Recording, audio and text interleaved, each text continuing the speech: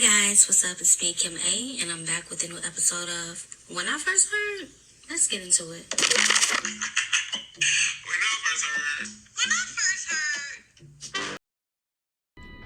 Hey, what's up, y'all? It's me, Kimmy. I'm here for another episode. Another episode of what, you may ask? Another episode of When I First Heard. Okay, we're back. Happy New Year. Even though I already told you all. I hope you all have been prospering. I hope you have been taking care of yourself mentally, physically, emotionally. I just hope that it's been a good year so far for everybody. And I hope that you all have been listening to my podcast, listening to some good music in honor of me and yourself and your mental. I hope that this year brings you nothing but success and happiness and love and joy, laughter, all of the good things, all of those good flavors. I want to talk about a song that has been on my heart, on my spirit, on my mind, very heavy. This is my favorite singer. One second. And the song that I'm referring to is, first of all, the artist that I'm referring to, my favorite artist of all time. When I say all time, I mean all time. You all know I love Beyonce, Toni Braxton, Michael Jackson, Jasmine Sullivan, Ari Lennox, all of those good, amazing artists. Stevie Wonder, like just Prince, like just everybody. But she is the creme de la creme for me, okay? And I'm talking about the one and the only, Whitney Houston, okay? Straight out of what? Newark, New Jersey. Shout out to Whitney Houston. I'm going to be talking about Exhale. Shoop by Whitney Houston. Off of one of the best, I would say one of my favorite, but it's clear. This soundtrack was crazy. The Waiting to Exhale soundtrack was amazing. Shout out to L.A. Reid. Shout out to Babyface. Shout out to Babyface, first of all, before anybody. Shout out to Babyface. Shout out to Forrest Whitaker. Amazing, like, talent. Black people, black men, just crushing it in their field. You talk about talent, you talk about resumes. We have to list Babyface. We have to talk about Forrest Whitaker. We have to talk about Whitney Houston. And I'm going to be talking about Exhale, Shoop by Whitney Houston off of the Waiting to Exhale soundtrack, which was released November 6th. Shout out to Ro, because it was released on your birthday, shorty. November 6th, 1995. It was written and produced by Babyface. And it's so crazy to me because recently, not to pivot, but I'm going to pivot, I was talking about, like, people who I consider to be raw. In Chicago, we say raw. I don't know. Where we come from, we say Joe. Everybody call each other Joe. It's part of a language you must know. What's up, Joe? What's up, Joe? But no, seriously, I still use raw. I don't use it, like, a lot, but I still use it to describe, like, certain people. And one of the people that I would use to describe as raw is, first and foremost, is Missy Elliott. I love Missy. I feel like Missy is raw to the core. Like, swag, talent, personality, like, influence, everything about Missy is raw to me. And the next person I instantly think about is Stevie Wonder. It's no particular order, but just I was listening to Missy. I was just like, Missy's so raw. But another person I consider to be so raw is Babyface, because for him to be an artist himself, but to not only be an artist himself, but to be able to give and produce and write for other people, and it just be like hits. Like, how do you know that you have this talent inside of you? How do you know that? It's just like, to me, it's like, how do you come up with the songs and the lyrics, like, to be different for, like, each artist, and to still be hits and still, like, go crazy as a song? Because Babyface, his pen is impeccable. Like, the way that he produces, and not only produces, like, the songs that he, like, has written for himself, his brothers, it's just like, Babyface, what are you? Like, are you cool? Is you cool? Like, how are you this talented? Like, what happened? How can I be a part of it? How can I be down? I don't know. But written and produced by Babyface, Shoop, It was pretty big. It was the third single to debut on the Billboard Hot 100 chart in Billboard's history. It was Whitney Houston's 11th and final number one single. And it was certified platinum by the RIAA for shipments over 1 million copies. Like, they really was making history with this song. It was something about that soundtrack filled with women. You had Shantae Moore, you had Toni Braxton, of course you had Brandy was sitting up in my room. Shout out to Brandy. What did she say? She said, what was his name? Well, Ryan's downstairs. I forgot his name, but she was like, Donald is downstairs. Shout out to Brandy. I did when I first started Sitting Up in My Room by Brandy. Like, shout out to this soundtrack because they were really killing it. Like, some of my favorite artists, like I said, Toni Braxton, Brandy, Shantae Moore, Whitney Houston. It was just so many people. I want to say SWV is on the soundtrack. I'm not sure, but I don't want to say it and it's not true. But it was just like an amazing movie. And you think about, like, not only the movie itself, but you think about the soundtrack. When you're watching the movie and you're like, oh my God, this song fits perfectly with this scene. It's crazy. You had Mary J. Blige on the soundtrack. It was just Whitney Houston again would Count on Me. It was just, man, it was a time, okay? One of my favorite soundtracks of all time. They had time, okay? But we're gonna get into the song and why I chose this song. I chose this song because I feel like it resonates with me so deeply. I have a video that I'm gonna use for promo if I didn't delete it, of me and my sister. I have a video of me and my sister performing Shoop Exhale by Whitney Houston at my karaoke party for my birthday.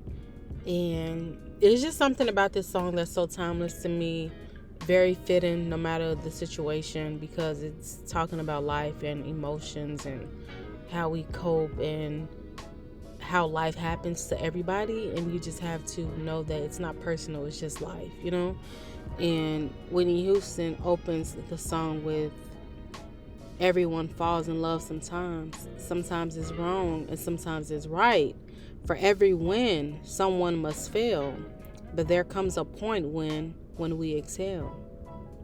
And that line alone. So I love when a song opens with like such a strong or like a provocative introduction.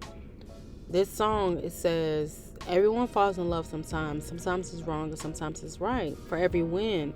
It's that part for me. For every win, someone must fail. Because we all are not going to win. Somebody going to have to fail.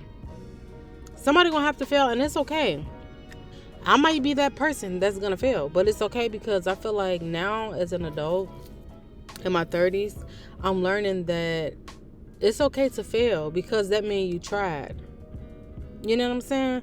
If you never failed, that means you never tried. And I'm okay with failing. At least I can look back and be like, okay, I tried that. I didn't succeed at it, but I tried again.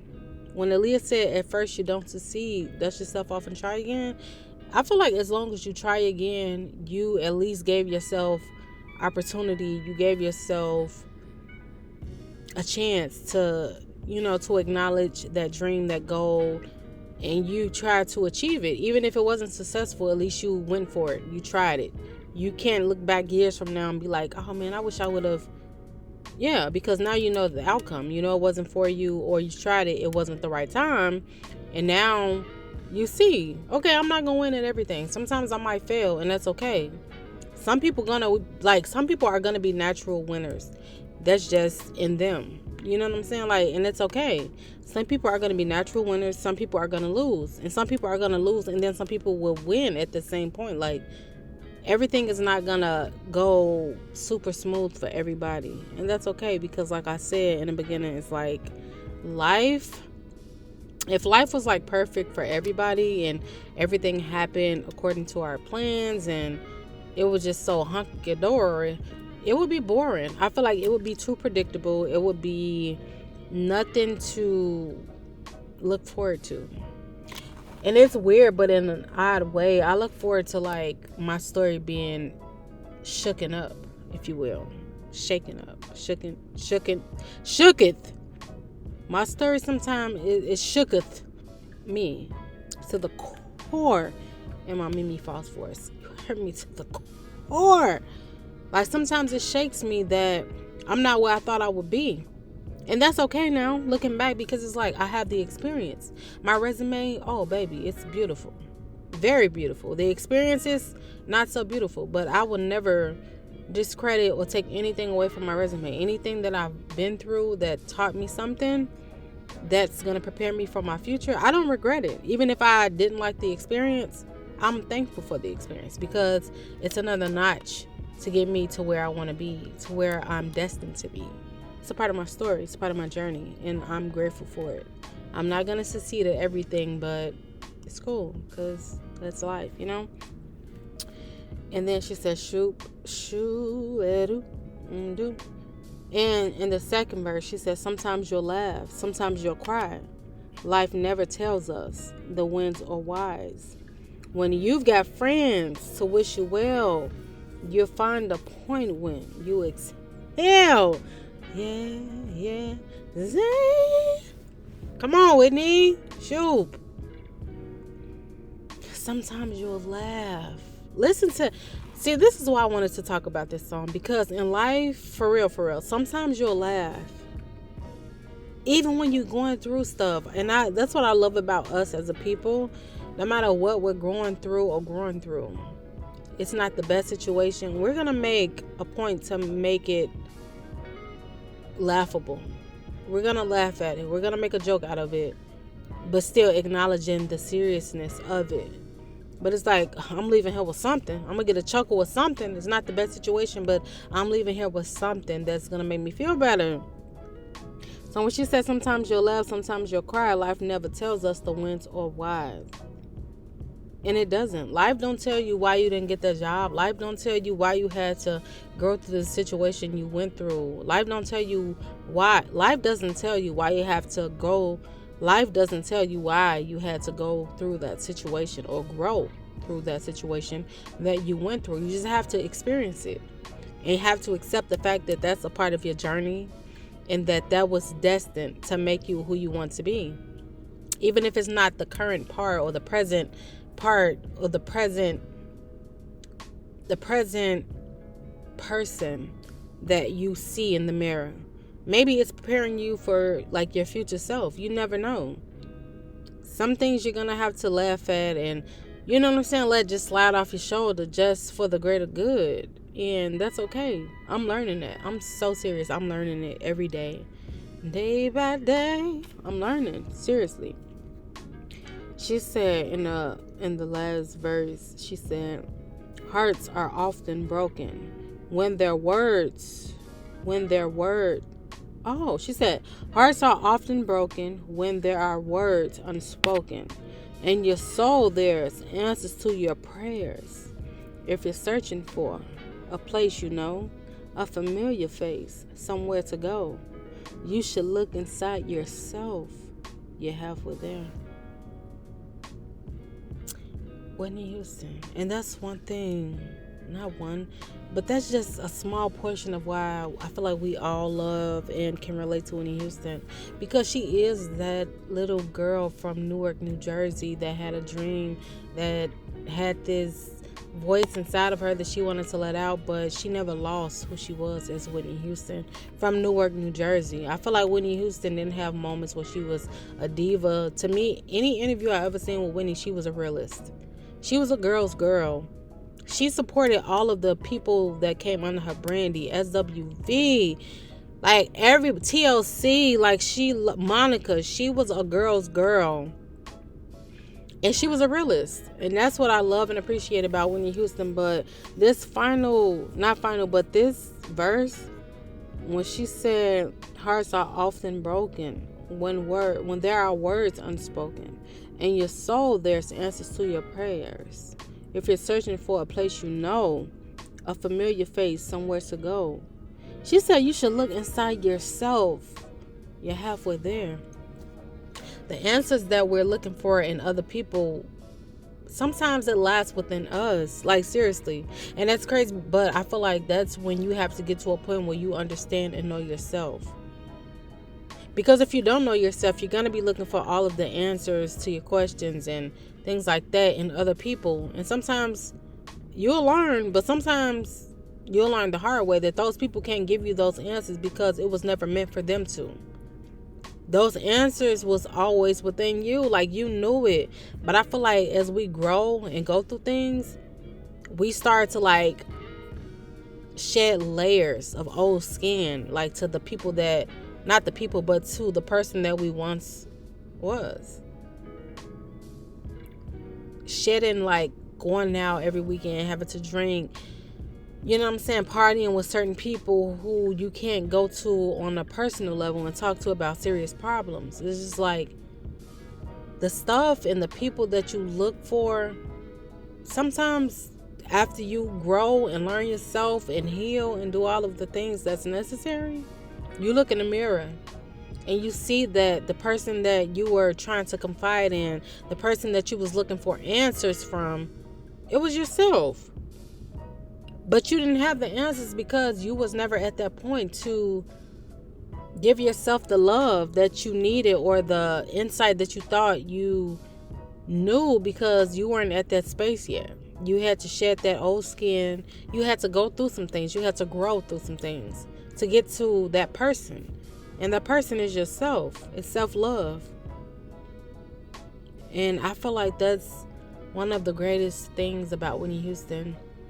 I feel like she really did know who she was, even though she went through a lot of things that a lot of people probably wouldn't have never came back from. Whitney Houston went through some things, but I feel like she always held on to that little girl from Newark, New Jersey. She knew she loved the Lord. When she said she loved the Lord, I never saw anything less from Whitney Houston. She loved the Lord. You knew it. You felt it. You could see it. No matter what, Whitney Houston loved God. She loved the Lord. She loved to help women. You could tell. She was a girl's girl. She was the home girl. She was a realist. She was going to give it to you. Plain and simple. She was going to give you vocals. She was going to give you all of the things. But it was just something different about her. And in the last verse, she said, sometimes you'll laugh, sometimes you'll cry. Life never tells us the wins or why. When you got friends to wish you well, you'll find a point when you excel. Some of us don't have friends to excel to. But we have God. Sometimes, all the time for me, that's all you need. Shout out to Whitney Houston. Thank you all for the listens and everything. I'm Kim A. Be sure to follow me on social media at Kim A. K Brand, and I'll be sure to do the same.